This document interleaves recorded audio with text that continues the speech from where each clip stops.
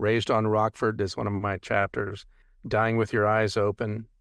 George Bush and the Secret Government Cave. That's a great chapter. As I would write the book, and obviously, like it's like an accordion, the chapters would expand, and I'd try to make them all about the same size.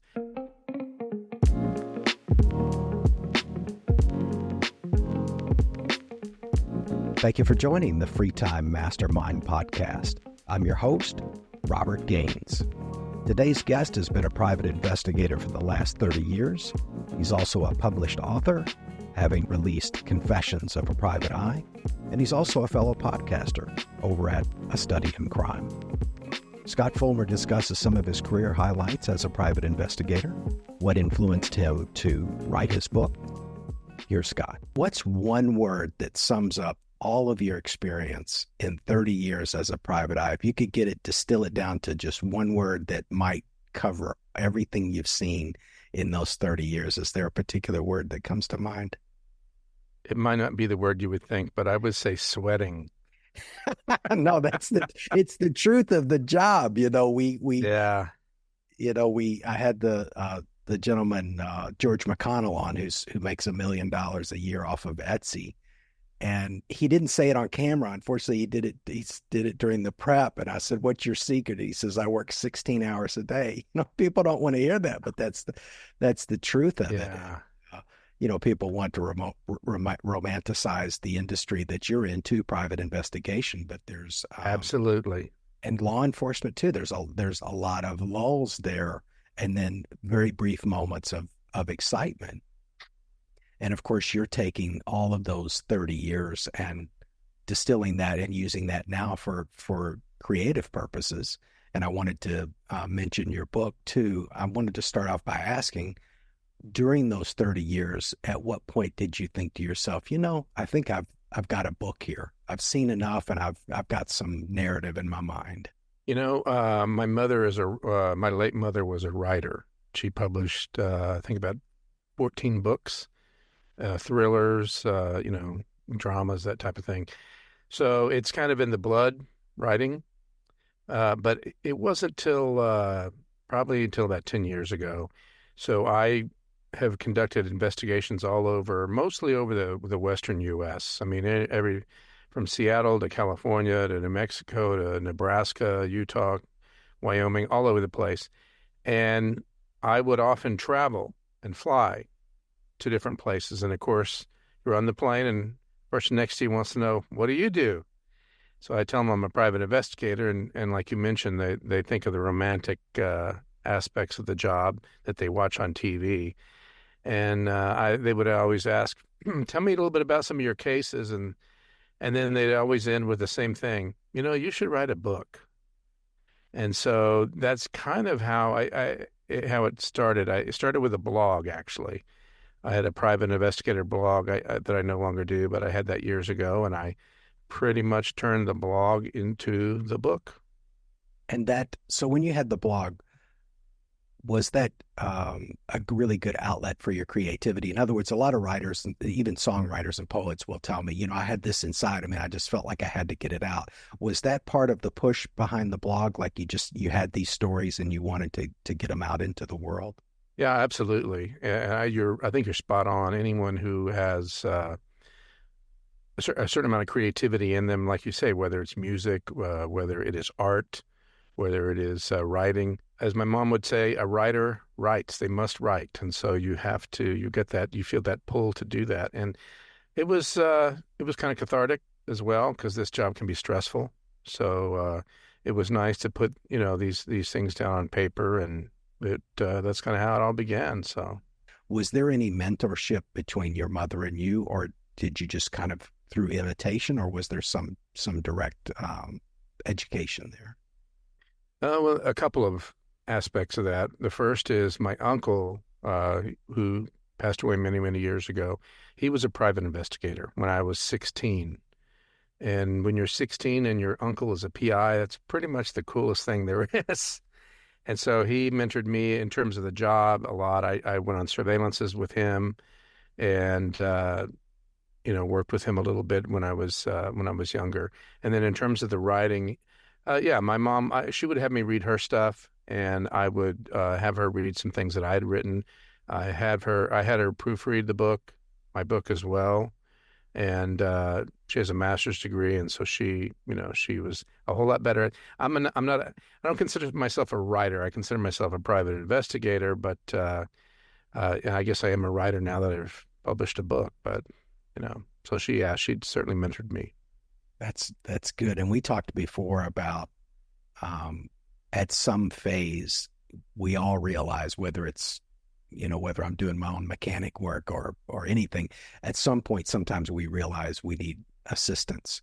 So when you started the book and you said, okay, did you have a clear idea of where you wanted to go with it, or was it just kind of hazy notes pulled together, or did you have kind of a clear picture of what it was going to be as you started? So it was pretty much hazy notes pulled together, because it's nonfiction. A fiction book comes from your mind and the creativity.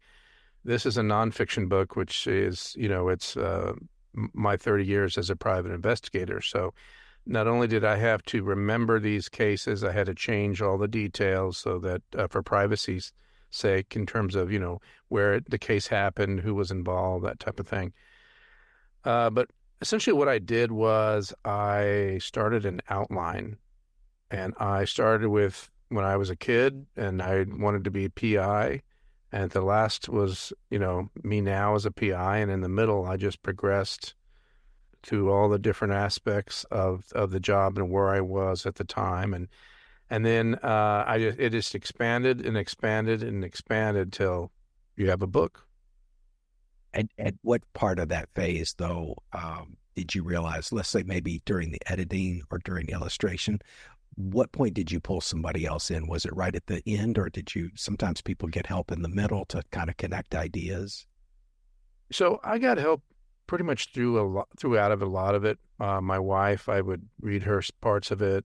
My sister also, I would read her parts of it. She gave me some suggestions.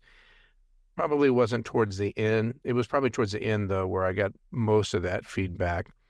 And I tell you, by the end, I really was sick of the book because I had read it myself over and over and over again to make sure that the continuity was correct, the timeline was correct, that I was not talking about somebody in chapter 4 that I had already mentioned in chapter 2. And so I was pretty sick of it by then. But then I got a copy to my wife, my sister, and my mother and had them read it. They all made some suggestions. So it was really towards the end that it kind of came together and coalesced. I started to have a whole new appreciation of bands that were one-hit wonders, or bands that had trouble in the studio or people who worked with Stanley Kubrick, who took, hundreds of takes of the same scene.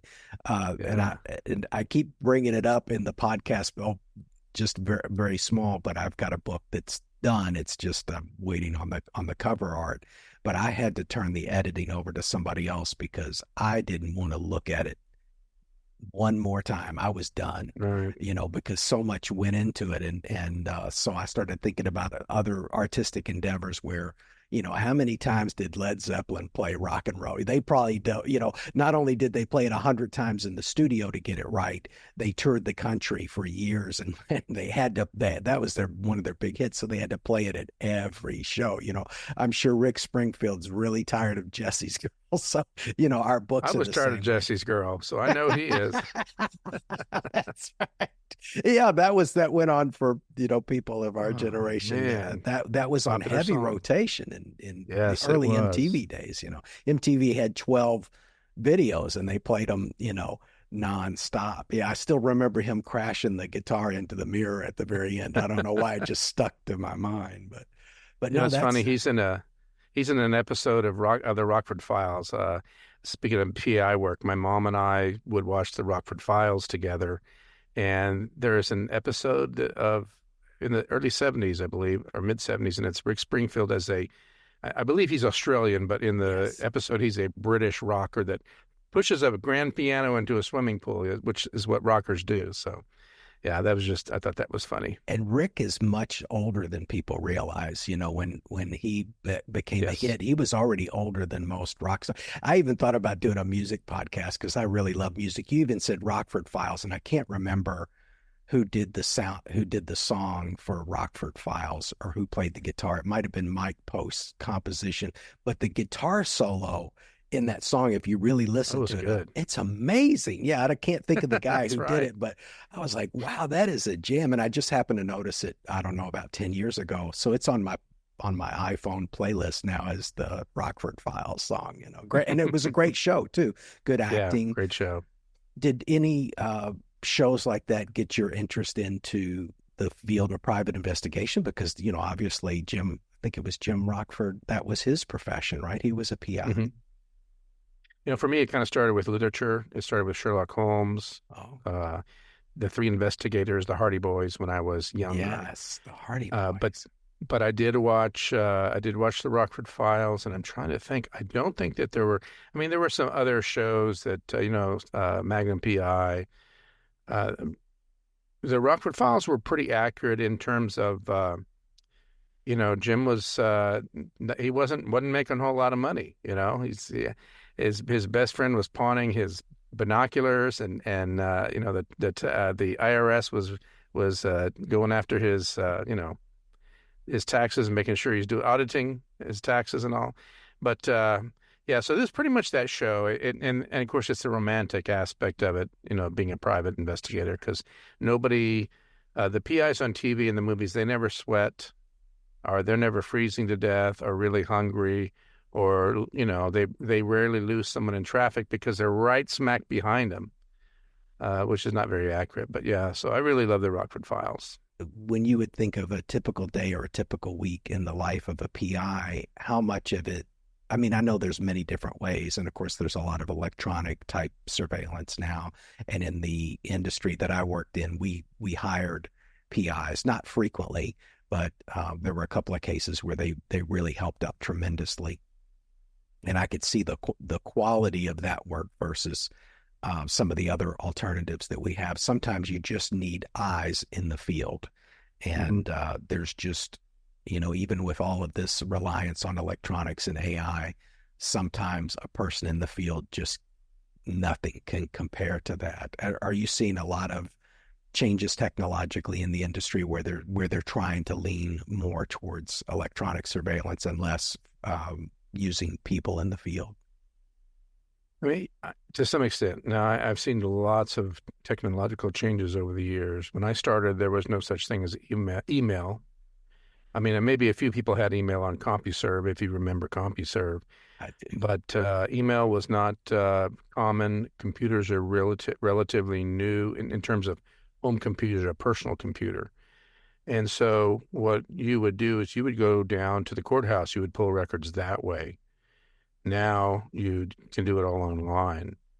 But as it's gotten to the last decade or so, yeah, they have electronic. They use algorithms for fraud now. I'm sure you're familiar with that, Absolutely. and they to figure out whether it's going to be whether the budget allows it for you to use a private investigator or not. And clients, in terms of insurance industry, used to provide you a lot of hours to do a case. Now it's really, you know, 16 hours. Let's get it done in 2 days or what have you. Drones now are out there, but of course there's privacy issues there. You can only use them in certain circumstances.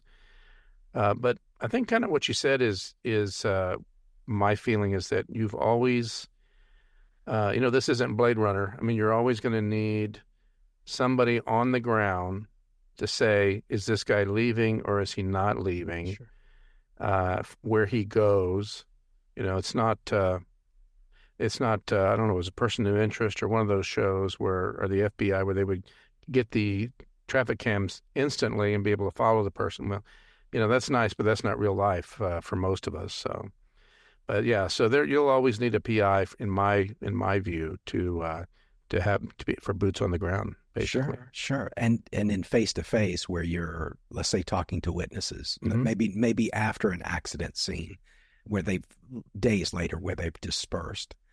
there is a value to looking in someone's eyes, and you know when to ask that follow-up question based on how they might jostle or how they might look. Not that we're expert lie detectors, but when there's a little bit more there, you can get that face to face. We were doing examinations under oath through video calls. Sometimes the person of interest for us would be in the presence of our attorney talking to them face to face, so that attorney could pick up on those verbal and physical cues and know when to Oh yeah. press a little bit more.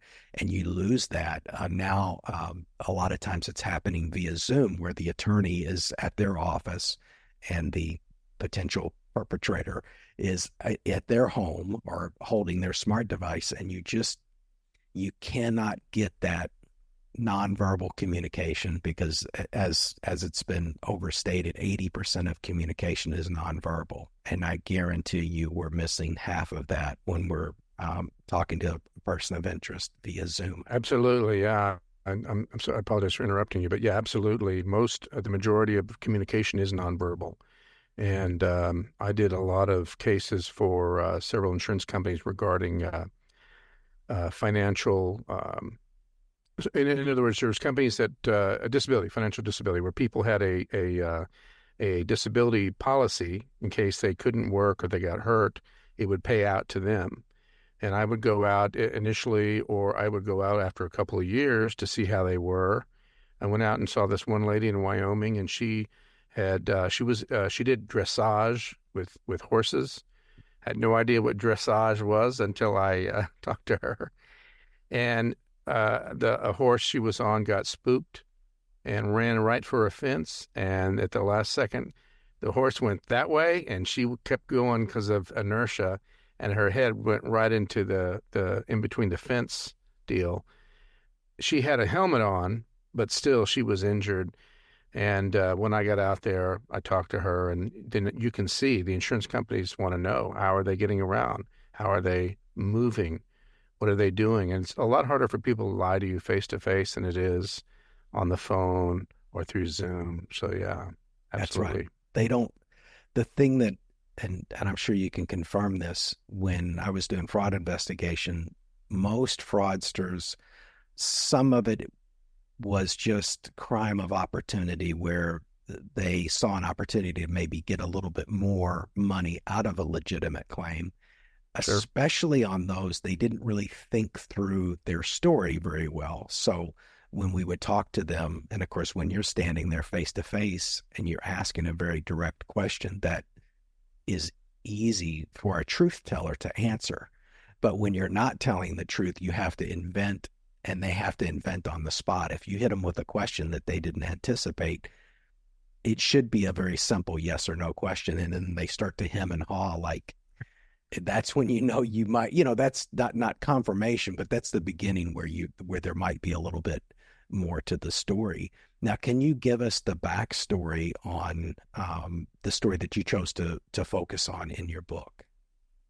Sure, yeah. The kidnapping of Cruz Guzman. Obviously, his name was not Cruz Guzman, but it was a case I had I'm trying to think of where. I know where it happened, but I'm trying to remember where it was in the book. Anyway, so yeah, it was a kid had been basically kidnapped. There's a mother and the father. They had very acrimonious divorce. The father had custody of the child, and the mother had some drug issues, and she had supervised visitation. And so one day she goes to the school and just goes in and takes the kid and disappears. The child was gone. They were gone for about 2 months, and we were trying to find them. We had a couple of difficulties because the wife, the mother of the child, had a sister, and her and the sister looked a lot alike. And her sister had a son, and his son looked a lot like her son. So you don't want to grab the wrong child. You'll get into heap big doo-doo if you do stuff like that. Yes, So. yes. But we did some surveillance, and we were just having a hard time, and eventually we found out that she was going to be in a certain town. Oh, I said Salt Lake City. Yeah, I placed this in Salt Lake City in my book. That's not where it happened. And she was going there, and I believe she was picking up a W-2. And we found out, I don't recall how we found out. And so we went there and waited out in the parking lot. And I had the father with me because I had to make sure that, we're going to grab the right child. And she pulls in with her sister, and she walks up these stairs into the office with a little boy. And I just got a brief glimpse of his face, and then all it was the back, his back of his head and whatnot. And I asked the father, he's in another vehicle. I said, "Hey, did you see?" And he goes, "No, I didn't see." He's not a trained PI. I was looking out for him. So, all right, I said, "Well, let me know when they come out if that's them." And sure enough, they walk out, and he says, that's my son. That's my son." And we had all the court documents and everything, and so of course they come out. We grab the child, we take him to the father, and basically a big, brouhaha ensues. They call the police. The police, of course, they don't know what's going on. They separate me with I had an assistant PI with me. They separate the mother, the child, and the father, who was my client. And then it's a civil matter. And so they called in the Child Protective Services, who's this little investigator, probably 20 years old. She had all the authority. And she basically went from one person to another and interviewed and talked to him. And I told the police officer, I showed him the documentation we had, that this was that the child had been missing, and all custody was through the father. And eventually, the father was in handcuffs in the police car because they were not sure. But eventually, I saw the police officer pull the father out of the police car and take the cuffs off. And at that point, I knew we were pretty good. So we grabbed the child, grabbed the father, and got the heck out of Dodge. So all's well that ends well. I will say one more thing about that case. The client, the father, his mother and father, his parents were the ones that had financed the investigation, that paid for it, and they were as interested as he was in the outcome. And so myself, my other investigator, the father, and the child went to this restaurant, and it was a fast food. I think it was A&W root beer or something. And we went there, and we were waiting for the mother and the father. They came in, and to see them greet their grandson was amazing. Wow. And they didn't speak English. So they were so excited and happy. And the mother, or the grandmother, came over, and I could tell she wanted to talk to me, but I didn't speak Spanish. She didn't speak English, but I could tell in her eyes how appreciative she was. And then she actually hugged me. That's the one and only time I've been hugged by a client, and it was a pretty sweet thing. It was a very beautiful thing to happen. Fantastic. No, this goes way beyond just a satisfied customer. I mean, this is a family reunion, on the level of really, that was a rescue operation. If it's a kidnapping and you bring them back to, the place they're supposed to be, that was definitely a rescue. And yeah, it turns out the kid was in Mexico. She had taken him to Mexico for a while, and then with some relatives, and they were like, "Why isn't he?" Well, first of all, why are you in this country? You live in another one, and why isn't he going to school? And so they started asking too many questions. So, but yeah, Jim Rockford never got hugged. He always got punched. That's always right. hit him. So, and help us the title of that book. So that my book. But yeah, so Confessions of a Private Eye. It's available on Amazon, and you can get it on audio, Kindle, paperback, hardback. When you decided to publish that, did you go through Amazon's KDP, or did you use a different publishing house? Because I've spoke to a couple of authors, and wow, so many different ways you can get your work out to the public. I kind of hem-hawed about it. My mother had used publishing houses, and when you use a publishing house, they own the book. That's right. In many respects, Mm-hmm. They buy the book from you, and they pay you royalties. If you use KDP, which is Amazon, I still own the book, and all Amazon does is actually do the publishing. It's publishing on demand, essentially, which is a very economic way of doing it.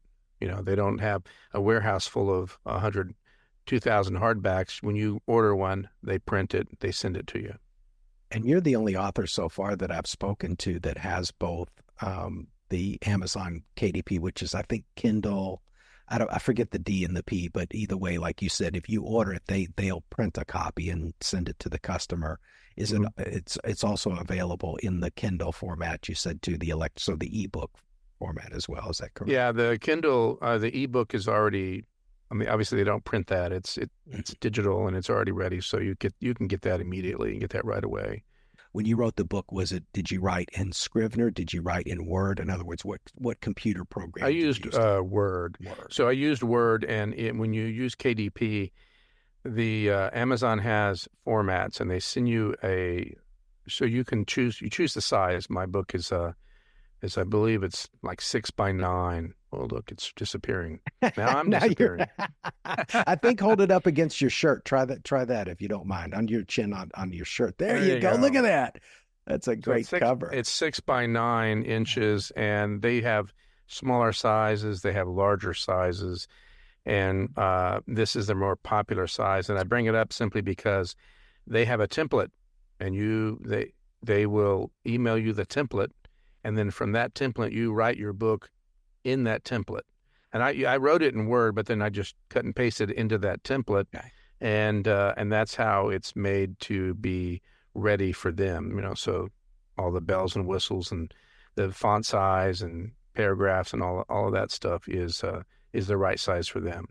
When you did that and fed it into their system, as far as the chapters, the table of contents, so forth in the beginning, did you do that, or did you have some a third party do that for you? That level, that beginning organization of the book itself. No, I did that myself because I call each chapter, each chapter has like a different, like on the job training. Raised on Rockford is one of my chapters. Let's see, Dying with Your Eyes Open, George Bush and the Secret Government Cave. That's a great chapter. So as I would write the book, and obviously, like it's like an accordion, the chapters would expand, and I try to make them all about the same size, and so I was constantly having to change what page each chapter started on. But when I finally got it in KDP and got it all set up, at that point, I did the table of contents myself, and I was able to get the actual correct page numbers. But yeah, I mean, it's not rocket science, but it's not a walk in the park either. There's a little nuance to it. Can you talk us through how you got your book onto Audible? Sure. So to get it on Audible, as you mentioned, you have to use ACX. There's all kinds of audio parameters that you have to do, and you don't want to dictate your entire book and find out, oh, I've been doing it wrong. I got to redo it. So just recently, and I would say last year, Audible or Amazon or Audible has offered AI. They've offered to get your audiobook out using AI. And I thought, all right, well, I'll try it. And I listened. They offer you different voices that you can male or female and accents or what have you. And I picked one, got it together, and it's okay. I had a little bit of feedback that AI doesn't know how to pronounce some words. Even you would think, hey, that's your one job, AI, to pronounce words, but they mispronounce words, or they do not put the inflection. Instead of saying that was the end of the case, they'd say that was the end of the case. It's like that's not how I would read it myself. So I decided, well, let me get it out using the AI, and then I will eventually record it myself. And of course, to do that, you have to record each chapter separately. It has to sound, you can't sound tired toward, halfway through the book. You have to have the same type of energy and everything. So now that I have my podcast going and I have all this equipment, I'll probably will do that. It's on my list to do eventually, to record it myself. That's the perfect segue, Scott. And I'll just say this will be the second episode that I shoot today. Sometimes I'll shoot them in clusters. And right before this, this morning, I had Brandon Collins on, and he is an AI specialist.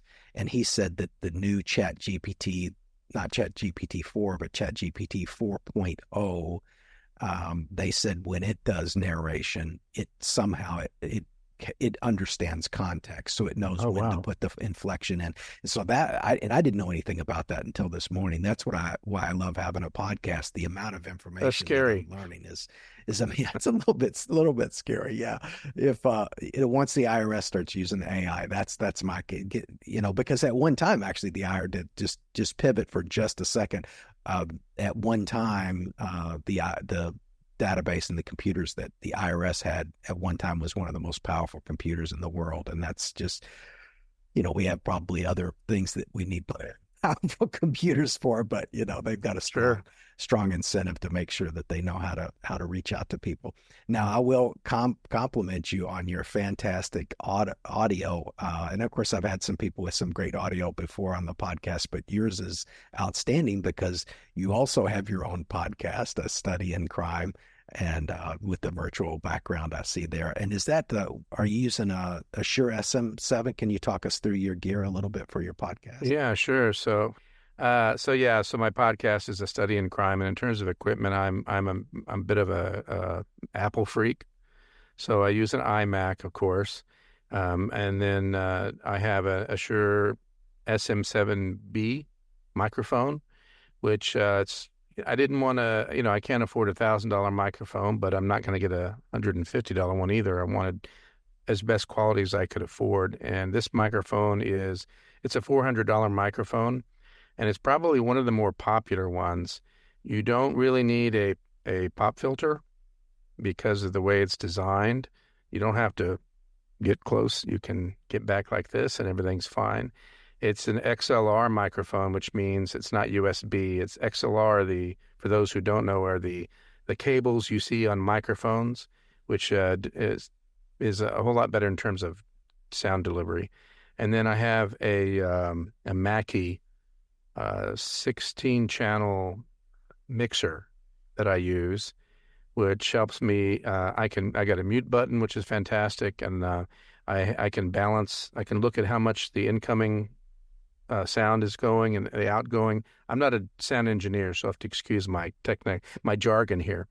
But I can bring this and interview somebody live with more than one microphone, and of course the gain, and I can adjust the gain and everything like that. And so yeah, so it's very enjoyable to be able to do that. And I think that's about all the equipment. And then the headphones are closed loop headphones is what you want. I can see you have yours in your ear.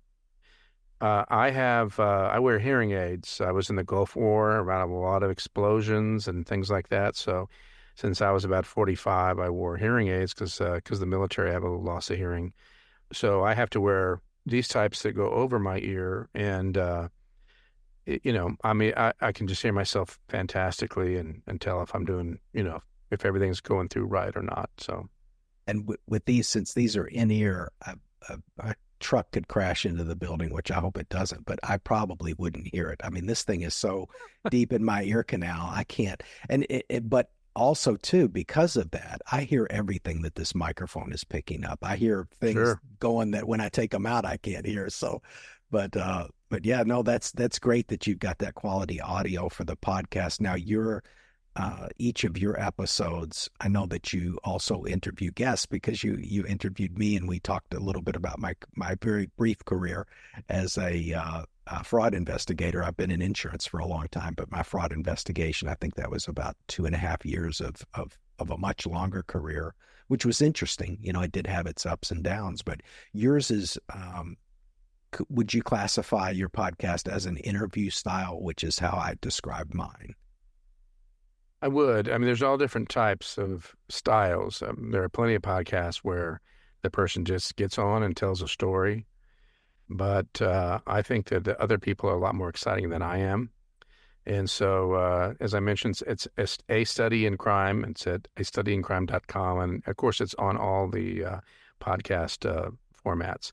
But it is interview. What I do is I wanted to do a different, it's true crime, but I wanted to do a different type of true crime. There are some podcasts where it's just every week it's this person, how somebody was murdered. I call them the Murder of the Week podcasts.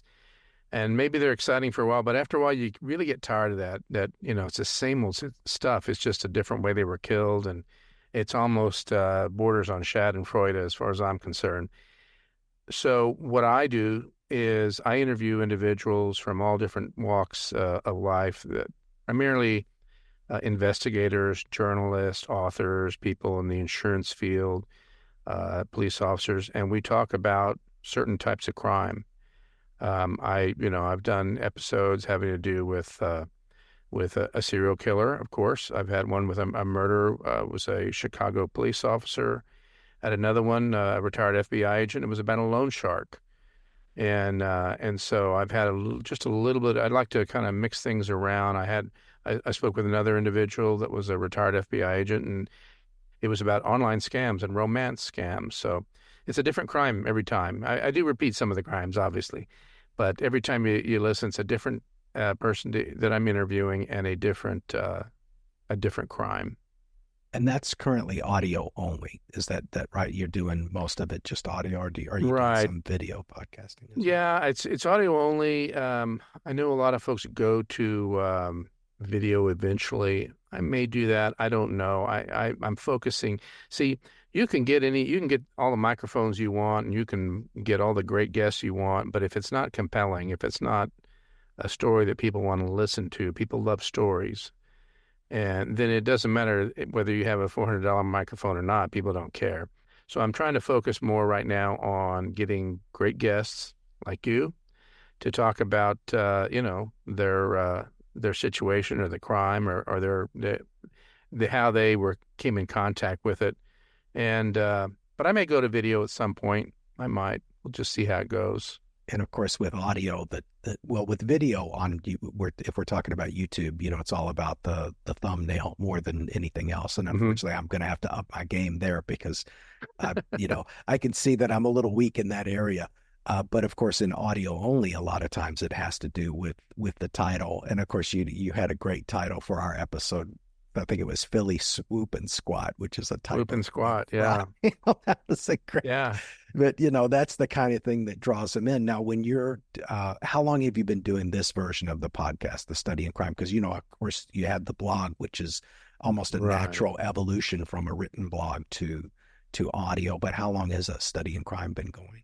So it's been going on for about 2 months. It's a weekly podcast, comes out every Tuesday, and it's been about 2 months in terms of what's been released. I think 3 months is how long I've been working on it, because I have right now I have 5 episodes in the hopper waiting to be released.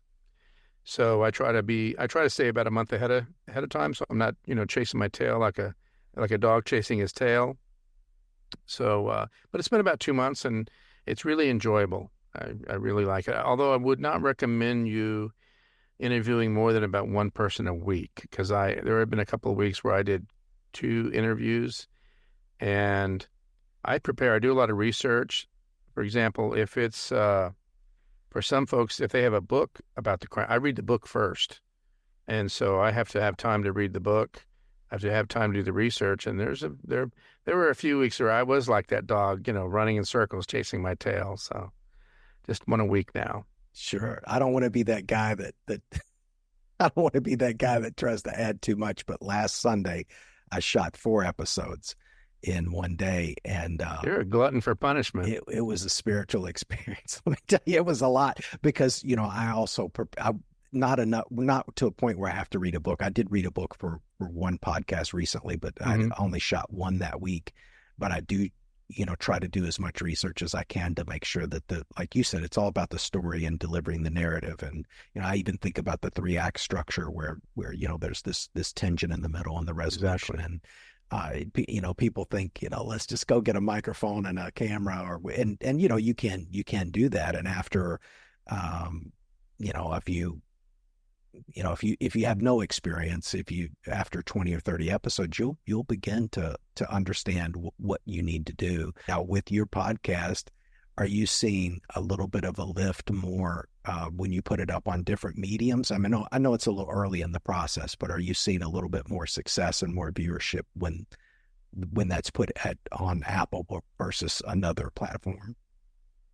Well, let me preface my answer by if people are not familiar, telling them that there are statistics that you get on your podcast, and I can tell I mean, I can tell what kind of computer you're using. I Oh, can wow. tell. Yeah, I can tell, not individually, but as a group. I can tell what countries. For some reason, there's somebody in Costa Rica and Nicaragua and Saudi Arabia that are listening to my podcast, so that's interesting.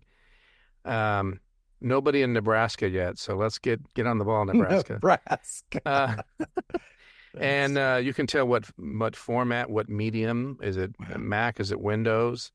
So yeah, I look at all those statistics, and really the big two are Apple and Spotify.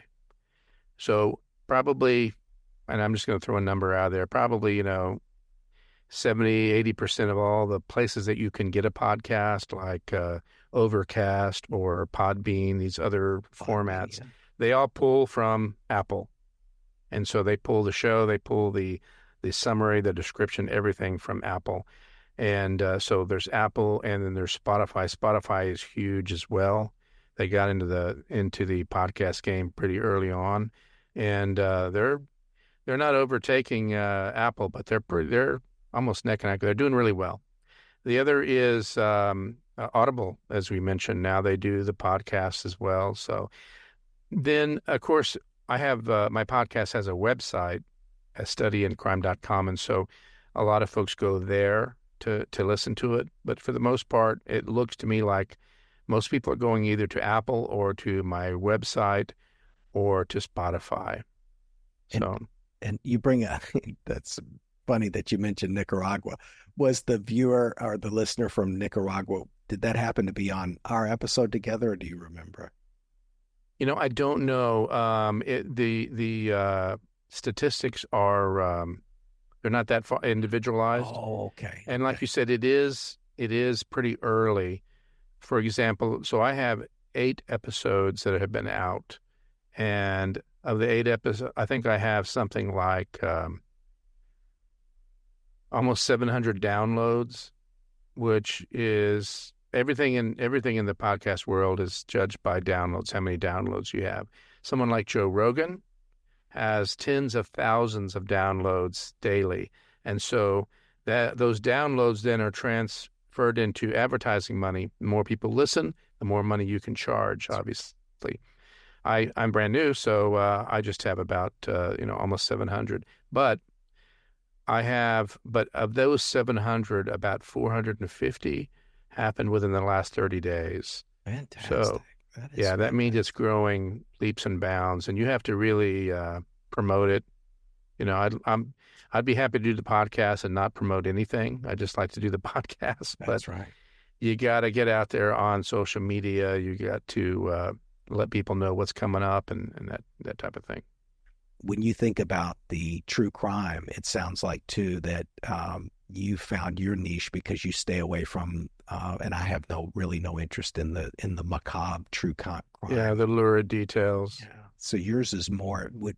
So of course you steer away from that, but what other parts of that differentiate yours from theirs? Do you focus on different type of details, the more investigative side? Well, I mean, let's first say that everybody and their mother has a podcast. So there's millions of podcasts out there. And then the ones that interest me are the crime related. I listened to one that's done by a retired FBI agent. That's fantastic. I listened to one that's a bunch of police officers talking about cases, which is great. And so I'm like writing, I'm talking about what I know. And I didn't want to, a lot of, like I said, podcasts I already mentioned have the gory, lurid details.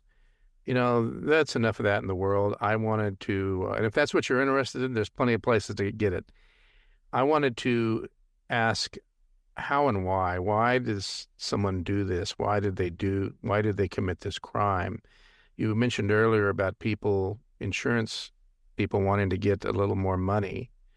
Those are the kinds of people that are actually honest. They would never park in a handicap spot. They don't litter. They're decent people for the most part, but they want to make a few extra bucks and they think, hey, insurance company's got a lot of money. So anyway, so I focus on different types of crimes like that. I do go into some details. I had one of my episodes is called Children Should Be Seen and Not Hurt. and it is I spoke with a former investigator at the Texas Child Protective Services, and we talked about 5 different types of cases that he investigated having to do with abuse and neglect. So, we talk about some of those things that are not pleasant to hear, but I only bring them up so that people will understand, the severity, what we're talking about. But my whole focus, as you ask, is looking into why the perpetrator commits the crime. Why do they do it, and how do they do it? That's what the psychological aspect is. What interests me for the most part. So where can people find you, Scott? So the podcast is at astudyincrime.com, and you can see all the episodes there. You can subscribe there. And of course, it's also on Apple and Spotify, Audible, all the formats. You would just need to go in and search for A Study in Crime. And I'm also on most social media. I am on Twitter, the artist formerly known as Twitter. It's actually X now. And Facebook, LinkedIn, Instagram. And it's I'm at study in crime pod, POD. So yeah, you can find me there as well. I'll be happy to connect with people, and I'm always looking for more guests that are as great as Robert Gaines. So. Well, thank you very much. Well, let's not leave out your book. I know you mentioned it before, but oh yes, that's right. Lead us out on that. The title. See of the how book, shy I am. Oh, that's okay. Yeah. So my book is Confessions of a Private Eye: My 30 Years Investigating Cheaters, Frauds, Missing Persons, and Crooks. You can go to Amazon right now and just type in Confessions of a Private Eye and order yourself a copy. You can pretty much get it at Barnes & Noble or other bookstores. If they don't have a copy, they can order it for you. I'm coming, along with being an Apple freak, I'm also an Amazon freak because I like to get stuff right away. And if it's digital, if you want the Kindle, you can get that right now, right away. The audio you can get right away. The paperback, hardback, you're going to, wait a few days, but you can get a copy there as well.